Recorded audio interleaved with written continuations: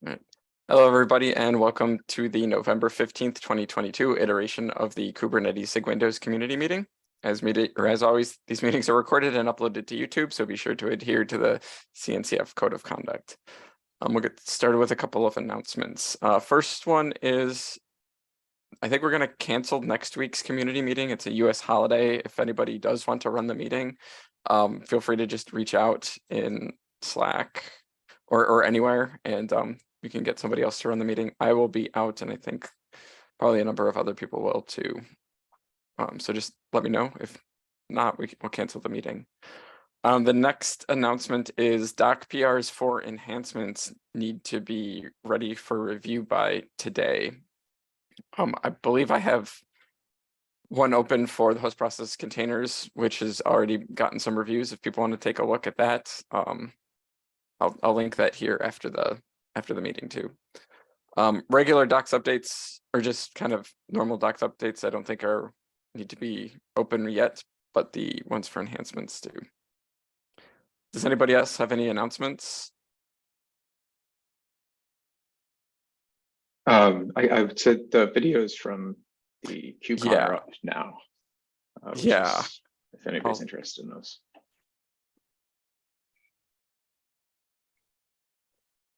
Yeah, good call.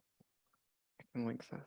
We have 3 or 4 from SIG-Windows. We had one on host process, one for the SIG, and then there was one from a end user company, and they were talking about how they scaled their Kubernetes clusters. Very interesting stuff. So recommend checking them out. There's the YouTube channel. I guess their handle's at CNCF now.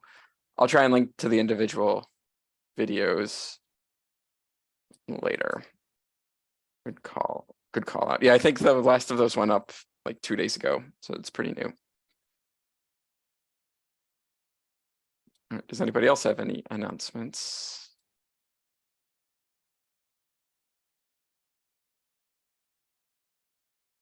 Okay, next, I think we can give some space if there's anybody who's new who'd like to introduce themselves. I think everybody who's on the call who's already introduced themselves and we know, but if anybody wants to do it again, feel free to just say hi. If not, we can go into the meeting.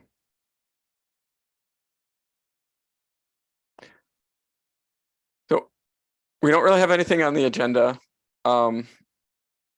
If anybody, I was wondering, James and Fabian, would you guys want to do like a review of some of the documentation updates while we have a lot of people and eyes on it? If anybody else has anything they want to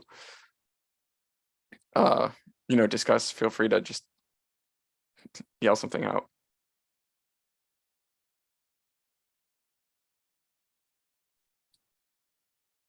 Yeah, I'm definitely up for talking about that. Okay, yeah. I have a few comments on the PR, but maybe we could talk through them here. Yeah, do you want me to open it? Do you want to share it? I'm happy to share. Okay, I'm going to stop sharing then. I sent the link in the chat.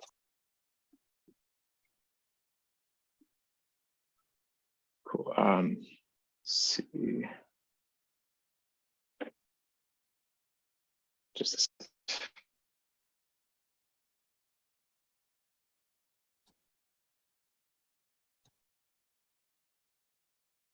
Okay. Cool. So I don't know how to exactly go about this, but so on Friday, Fabian, and thank you for all the effort that you've put in here. Mm-hmm. I know there's a lot of moving parts, and this is definitely challenging thing to get set up, and going to be very valuable because we get a lot of folks looking for this. So I went through it on Friday, and I started to go through some of the steps. Like I just went through the flannel workflow. And I think a couple things that I noticed were that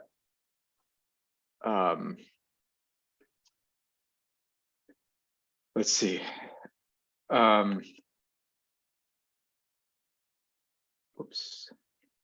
Let me get down to the bottom here.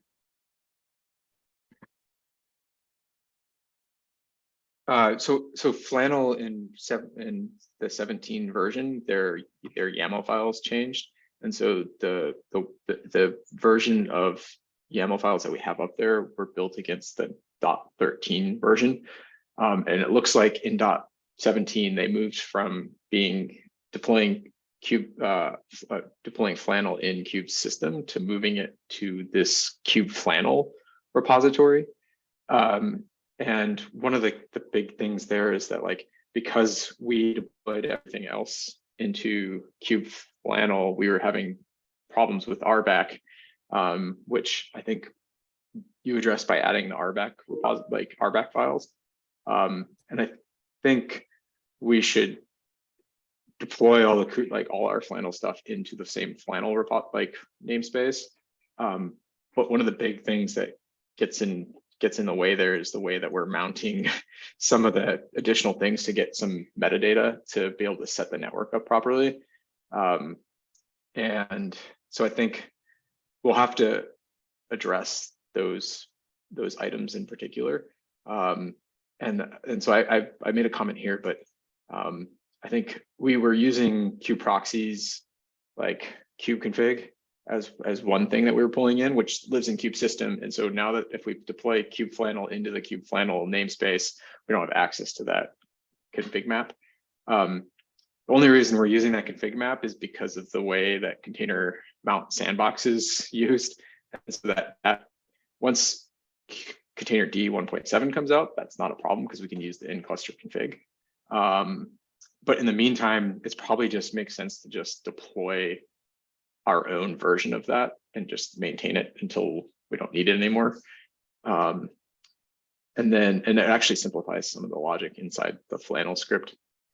And then the other part of that was we were using the Kube 8am config map, which also lives in Kube system, which we wouldn't again have access to. And so, but the only things we're using it for is the pod cider and the service cider. The pod cider is in the Kube Flannel config these days.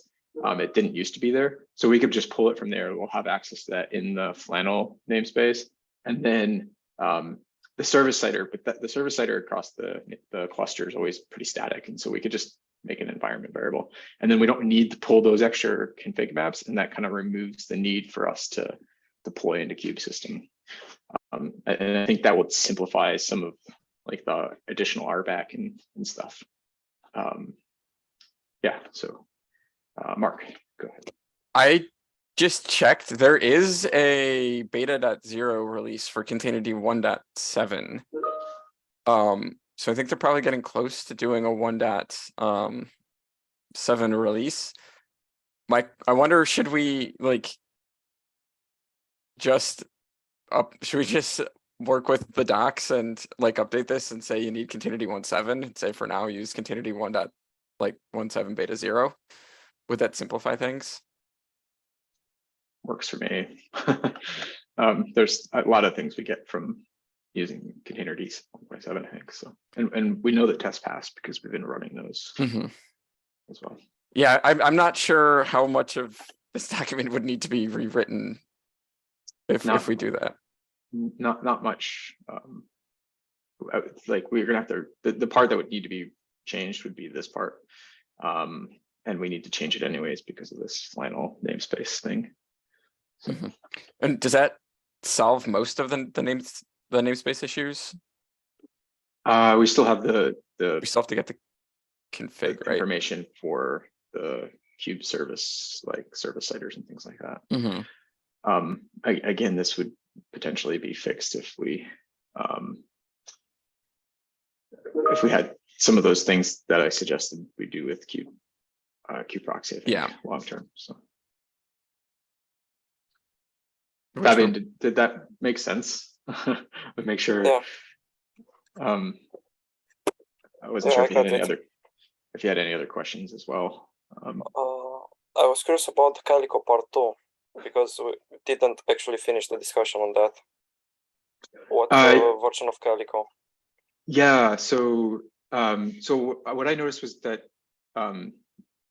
the Calico, the way that the PR has Calico being installed for Linux is using the Calico operator, which has a whole different set of namespaces and everything than the way that that it was initially developed, which was against the release YAMLs that they provide. So Calico seems to provide an operator as well as a set of release files. And so if you go to the Calico like GitHub repository and pull off the release files, they have a different namespace that everything gets deployed into.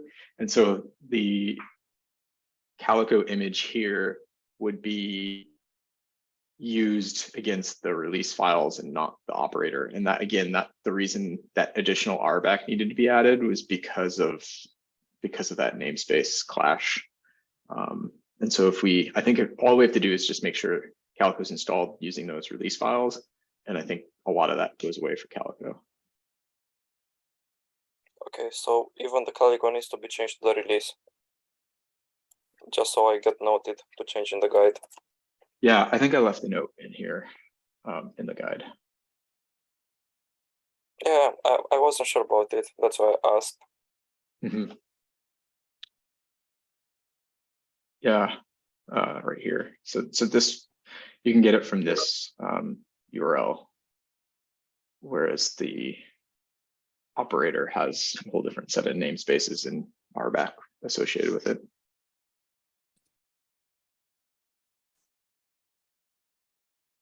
I think once containerd does go stable, we can, I don't know if anybody's interested, but we could potentially push the changes up to Calico, and then we don't have to maintain this Calico image anymore, which has always been the long-term plan. But until 1.7 gets released, I don't know that it makes a whole lot of sense to do that, but yeah.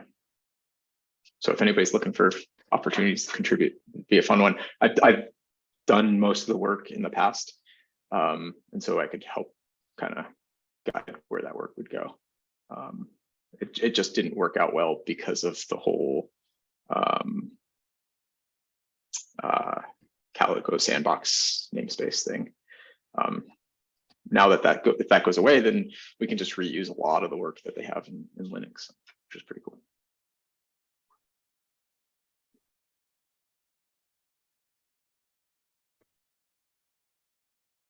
Any other questions, comments?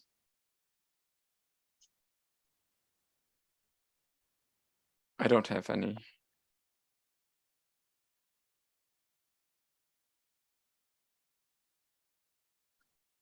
Just again, reach out to me on Slack if you have any further questions or need clarification. Okay. For the moment, I was trying to solve the install containerd and the prepared node scripts. I ran into some issues which I kind of fixed, and I'm still looking for problems if they may appear. Okay, yeah. I think the biggest thing is removing all the references to the NAT network that will cause all sorts of problems on containerd. Oh yeah. From a networking perspective. I'm checking real quick in the containerd Slack to see if they have anything about a release, and I don't see one for containerd 1.7.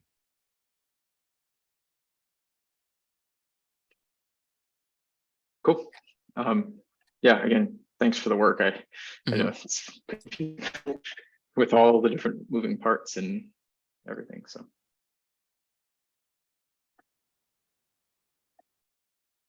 and then is the plan is still to put this in Windows testing or SIG-Windows tools and then reference this from the main website, right? The Kubernetes.io. That's what I thought. I think so. Great. Yeah, that'll be good to have that guide back up.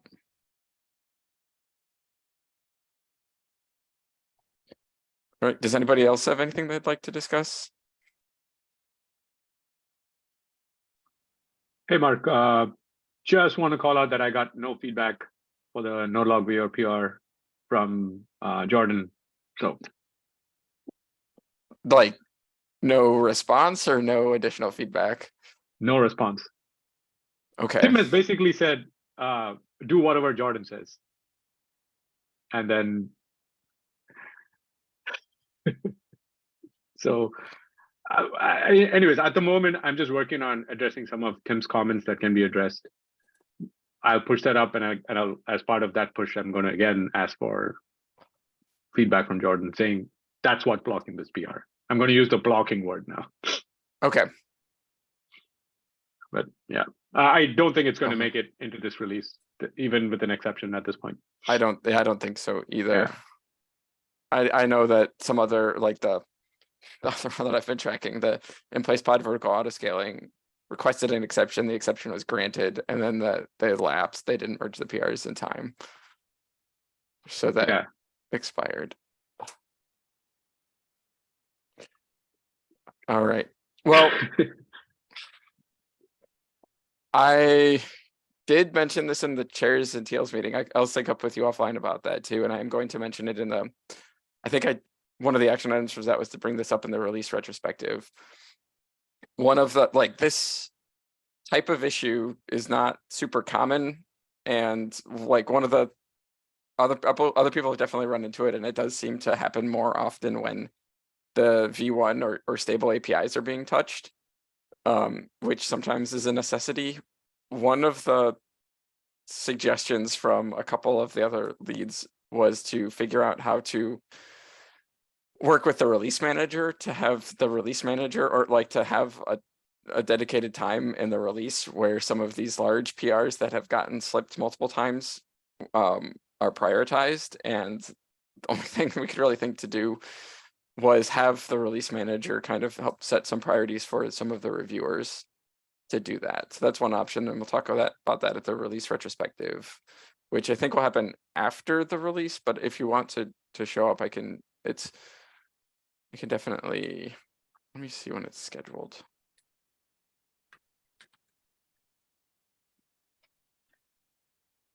I'll drop a link to there's a bit.ly for the release meeting. This is a link to the agenda for the almost like the couple times a week meeting, and then there is a release retrospective doc in there. Okay. So I think we'll try and figure out what to do about this type of issue. You're not alone. But again, I don't have any, like, people have acknowledged the problem, don't necessarily have a great solution. No, in some ways it's intractable in some sense, given the number of API reviewers. So yeah, so that was one thing that came up too, was we need more API reviewers. And a couple people and I like pointed out that I don't know if that's not, like, that might help the problem, but I don't think it's going to solve the problem, because some other SIGs had said that basically that is the question, like one of the questions, and I didn't even pose this, was how do we land big PRs in Kubernetes that touch a lot of things?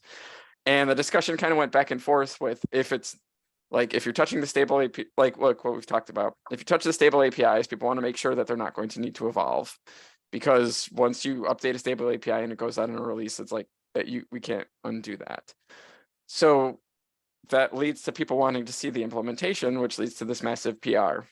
And then some other folks had mentioned too that, like, well, the other side is, if you try and stage it up into a whole bunch of PRs, you get into a case where not all of the PRs land, and then you have these half-enabled features, which it sounds like other SIGs are running into that problem more. And we kind of discussed, like, okay, do SIGs need to be more proactive about removing features from the release, and like if the whole thing doesn't land, and open up some interesting conversations. But people, I think, didn't necessarily see that was going to be a smoother process, because then you have to remerge them later on and things like that. So yeah, no, I think there's no easy solution for this in some sense. Yeah. I think some folks would say, yeah, just don't try and add anything to the core APIs and you'll be fine. Yeah, and I don't know enough about how all the like that works to see if that's like I'm guessing that's probably never going to be completely avoidable. Yeah. That was one suggestion. No, I'll keep plugging away. I just wanted to give the SIG an update. Okay. Does anybody else have anything to discuss? If not, we can get a couple minutes back.